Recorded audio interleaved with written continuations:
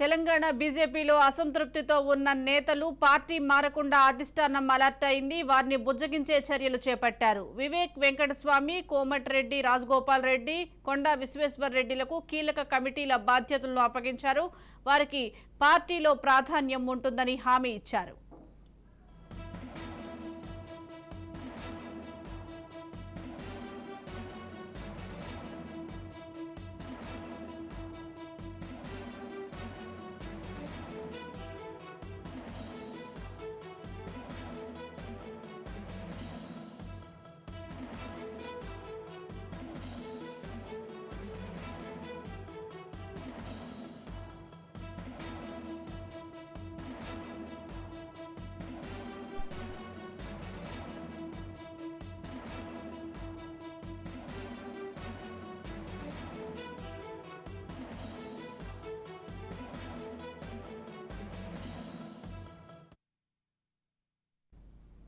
తెలంగాణ బీజేపీలో అసంతృప్తితో ఉన్న నేతలు పార్టీ మారకుండా అధిష్టానం అలర్ట్ అయింది. వారిని బుజ్జగించే చర్యలు చేపట్టారు.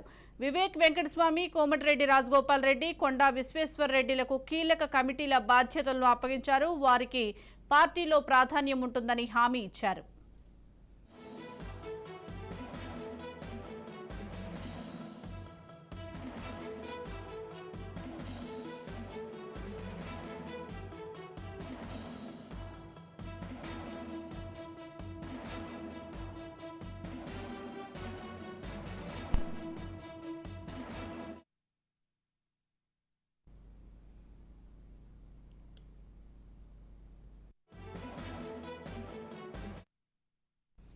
దీనికి సంబంధించి మరిన్ని వివరాలు మా ప్రతినిధి స్వప్న అందిస్తారు. స్వప్న,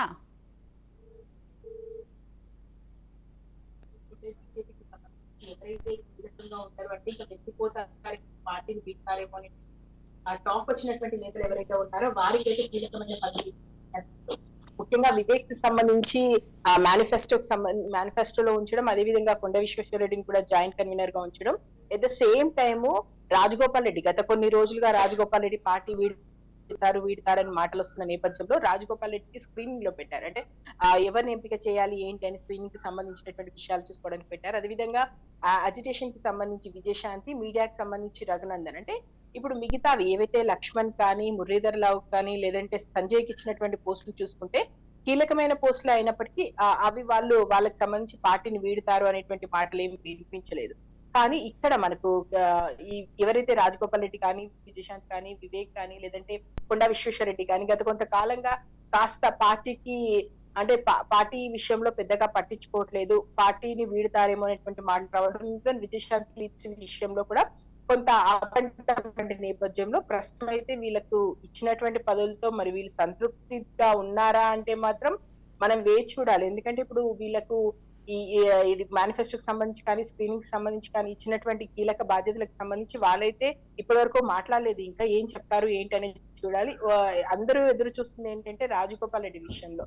రాజగోపాల్ రెడ్డి నిజంగానే తనకి ఇచ్చినటువంటి పదవితో సముఖంగా ఉంటారా? ఎందుకంటే 10న అమిత్ షా వస్తున్నారు. ఒకసారి అమిత్ షా వచ్చిన తర్వాత అమిత్ షాతోనే మనం మాట్లాడుకుందాం, తాడో పేడో అమిత్ షాతోనే తేల్చుకుందాం అని ఆలోచించుకుంటున్న నేపథ్యంలో నిన్న మొన్నటి నుంచి అంటే పదాధికారుల సమావేశానికి సంబంధించి కానీ, మొన్న మోడీ వచ్చి వెళ్ళిన తర్వాత కానీ, లేదంటే ప్రకాష్ జవదేకర్ మాట్లాడిన తర్వాత కానీ కాస్త కొంత వీళ్ళు ఏమైనా తగ్గి వచ్చారు. ఎందుకంటే గెలుపు గుర్రాలని బీజేపీ ఎవరినైతే భావిస్తుందో వాళ్ళని ఎట్టి పరిస్థితుల్లోనూ పార్టీ నుంచి పోకుండా చూడండి అని చెప్పేసి ఇప్పటికే హైకమాండ్ నుంచి సూచనలు అందిన నేపథ్యంలో వీళ్ళు మాత్రం ఇంకా మేము ఇక్కడ ఉంటే మా భవిష్యత్తు గందరగోళంలో పడిపోతుందేమో, అసలు బీజేపీ గెలుస్తుందా అనేటువంటి నమ్మకం మాకు కలగట్లేదు.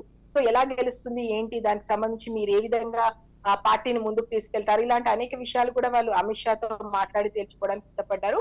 30 నుంచి 40 సెగ్మెంట్స్ కి సంబంధించి ఆల్రెడీ మేము అక్టోబర్ 2nd వీక్ లో లిస్ట్ విడుదల చేస్తామని చెప్పేసి ఇప్పటికి కిషన్ రెడ్డి అంటే ఫస్ట్ లిస్ట్ అన్నారు.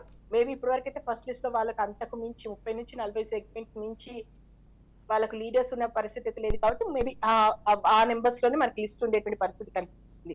సో ఓవరాల్ గా ఈ లిస్ట్ వచ్చేలోపే ఏది అనేది క్లారిటీ రావాల్సి ఉంది. ఏదేమైనా అమిత్ షా వచ్చిన తర్వాత మనకు క్లారిటీ రావచ్చు, లేకపోతే ఈ 2-3 రోజుల్లో ఏదైతే వీళ్ళకి పదవులు ఇచ్చారో దీనికి సంబంధించి వీళ్ళు ఏమైనా స్పందిస్తారా, స్పందిస్తే ఎలాంటి రియాక్షన్ ఉంటుంది, వీళ్ళు ఒప్పుకున్నట్టేనా లేదా వీళ్ళకి సంబంధించినటువంటి క్యాడర్ కి సంబంధించి కానీ, లేదా ఇంకెవరైనా వాళ్ళు ఇంకెవరికైనా పదవులు ఇవ్వదలుచుకున్నారా, వాళ్ళకి సంబంధించి ఏమైనా మాట్లాడుకుంటారో తెలియాలి. ఏదేమైనా కూడా ప్రస్తుతం బీజేపీ సెల్ఫ్ డిఫెన్స్ లో పడిందనే చెప్పుకోవచ్చు. ముందుకు వెళ్తుందా, వెనక్కి వెళ్తుందా అనేది మాత్రం గందరగోళంగానే ఉంది. మొత్తానికైతే బుజ్జగింపు చర్యలు మాత్రం చాలా గట్టిగా జరుగుతున్నాయి బీజేపీలో. ఇప్పటికే మోదీ కానీ, అమిత్ షా కానీ, ప్రకాష్ జవదేకర్ కానీ, లేదా కేంద్ర మంత్రులకు సంబంధించి వన్ బై వన్ ఒకరి వెనుక ఒకరు వస్తుంటారు. తెలంగాణ మీద ఫోకస్ చేస్తారు. మీరేం టెన్షన్ పడకండి. కేంద్రంలో మనమే అధికారంలో ఉన్నాం. ఇక్కడ కూడా అధికారంలోకి వస్తాము అనేటువంటి మాటలతో బుజ్జగింపు చర్యలైతే నడుస్తున్నాయి. అయితే ఎవరైతే కీలకంగా ఉన్నారో బీజేపీలో గెలిచేటువంటి అవకాశాలు గెలుపు గురాలు ఎవరైతే ఉన్నారో వాళ్ళు మాత్రం అయోమయంలోనే ఉన్నారు. ఇంకా వాళ్ళ స్టాండ్ ఏంటి అనంటే మేము బీజేపీలో ఉన్నాము, బీజేపీతో ఉన్నాము అని చెప్తున్నప్పటికీ కీలకంగా వ్యవహరించట్లేదు. అంటే వాళ్ళు వాళ్ళ వర్త్ తగ్గట్టు పనైతే చేయట్లేదు. ఇంకా కాస్త ఎదురు చూసి అంటే ఎదురు చూసే ధోరణిలో ఉన్నారని చెప్పుకోవాలి. సో ఏది ఏమైనా కూడా వన్స్ వీళ్ళకి ఇచ్చినటువంటి పదవులతో సాటిస్ఫై అవుతారా? లేదా అమిత్ షా వచ్చినాకనే తేల్చుకుందాం అనుకుంటారా? లేదా ఈ 2, 3 రోజులు బుజ్జగింపు చర్యలు ఏమైనా పనిచేస్తాయా తెలియాలంటే మాత్రం వాళ్ళు ఏ విధంగా రియాక్ట్ అవుతారో వాళ్ళ రియాక్షన్ మీదే ఉంటుంది. ఒకటి రాజగోపాల్ రెడ్డి విషయం మాత్రం మనకి ఇంకా డౌట్ గానే ఉంది. ఎందుకంటే ఇప్పటికి కూడా తనేమి స్పందించలేదు, ఏమీ మాట్లాడలేదు. ఈవెన్ మోడీ వచ్చినప్పుడు కానీ, ఇప్పుడు అమిత్ షా వస్తున్నప్పటికి కానీ, లేదా ఇంకా మిగతా కేంద్ర మంత్రులు కూడా వస్తారు. మీ నియోజకవర్గాల్లో వాళ్ళు పర్యటిస్తారు అని చెప్పేసి వన్ బై వన్ వాళ్ళ షెడ్యూల్ విడుదల చేస్తున్నప్పటికి కానీ ఇంకా రాజగోపాల్ రెడ్డి మిన్నుకున్నారు అంటే ఆయన వేరే పార్టీతో ఏమైనా మాట్లాడుతున్నారా? అటు వెళ్ళేటువంటి ఆలోచనలో ఏమైనా ఉన్నారా చెప్పాలి. ఏదేమైనా కూడా వీటితో సంతృప్తి చెందుతారనుకోము. ఇంకా వాళ్ళకున్నటువంటి అడ్డంకులు, తెలంగాణకు సంబంధించి బీజేపీ ఎందుకు వెనుకబడిపోతుంది, ఇవన్నీ కూడా వాళ్ళు అమిత్ షాతో మాట్లాడిన తర్వాతే మనకు క్లారిటీ వచ్చే అవకాశం ఉంది మనకి.